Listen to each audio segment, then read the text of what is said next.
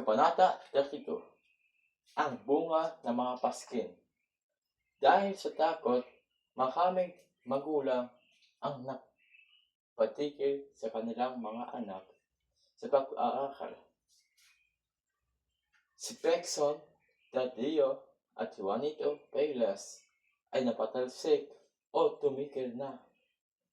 Si Basilio ay nananatili sa kulungan, habang si Paulita Gomez naman ay nakatakdang ikasal kay Juanito Pailas sa halip na kay Isacani. Kabanata 33. Ang huling matuwid.